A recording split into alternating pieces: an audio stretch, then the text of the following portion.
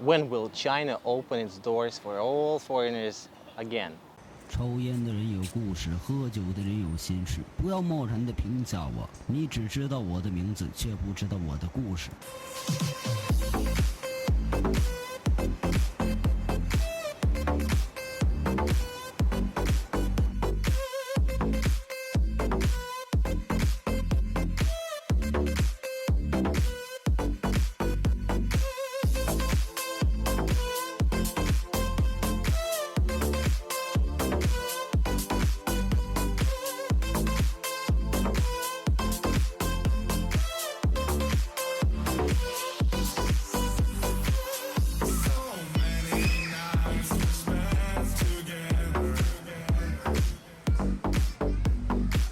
Have you traveled, or let's say, have you tried to travel this year?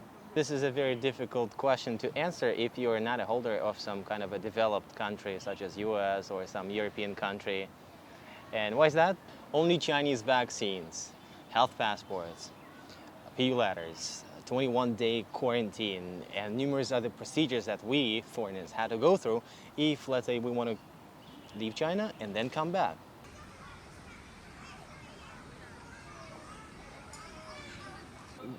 Which is why all foreigners prefer staying here without any troubles and not to go anywhere, no travels at all.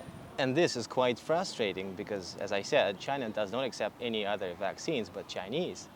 This isn't really a fair decision to make. Now let me tell you what's going on right here now here in China. And just so we're clear, I'm not trying to exaggerate. I'm not trying to get more views. What I'm gonna say is simple truth. Not referring to my friends or my colleagues that would all approve my every word. I want to give you a glimpse of my life here in China.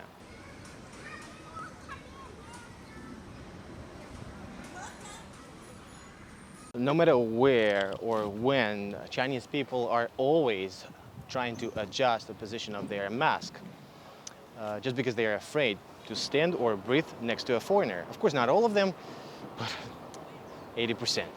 One example, let's say if I'm walking in a park and then some people walk right in front of me, they see me, a foreigner, a threat, and they put their mask, they walk without a mask, and they put it on immediately. You know, for example, a few days ago, I was passing by a little girl here in another park. No, it was right next to a park, basically. So there was this little girl, approximately 10, I don't know, a teenager maybe. So this little girl was talking via a phone with her mom or dad, I don't know, a parent. And, I understand Chinese, and I heard this phrase. She said, I really think this is kind of awkward situation when you hear that. So she said, 这里有个老外，我要注意一下. There's a foreigner here, and I have to pay attention to it. I have to be careful. That's the meaning.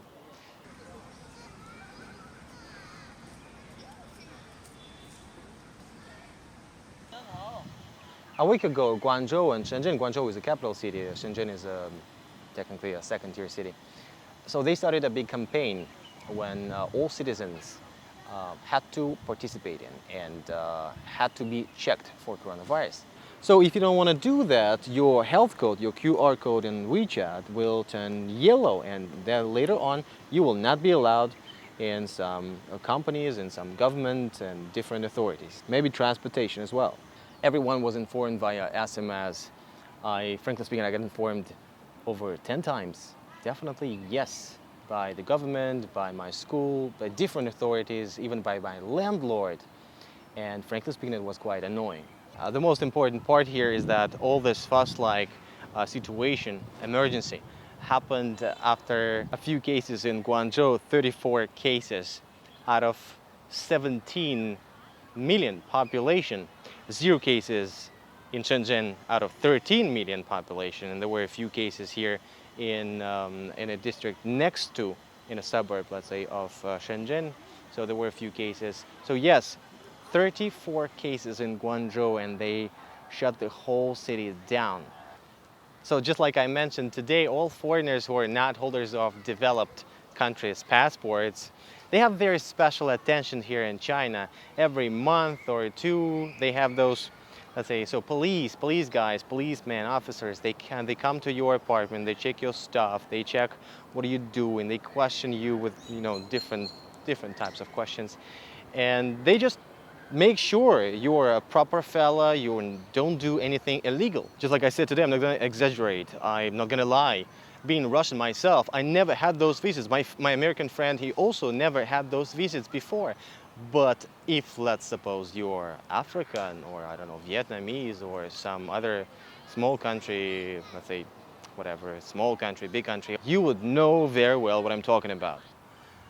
A few days ago, I've noticed these lovely posters in our building, right in front of our elevators. They all say about spying on foreigners. Catch one and you can get up to $1,500. Foreigners cannot do any part-time job. They can only work in accordance with their visa. Knock, knock, knock. Knock on the foreigner and get your money. Every citizen now can be responsible and meanwhile stay unknown because we will not reveal your personal information. That's what they say. Please guys, don't get me wrong. This is not a new thing. This policy has been working here for many years, and there's even a mini app where you can easily, as a Chinese, you can easily go, of course everyone is registered, you can go and do the same thing. Obviously our relations with the locals are tightening. They don't look at us, they don't consider us as it used to be, friendly, interesting. So many foreigners left China during the last year, especially at the beginning. Some of them just went home indefinitely, but some of them went on vacation.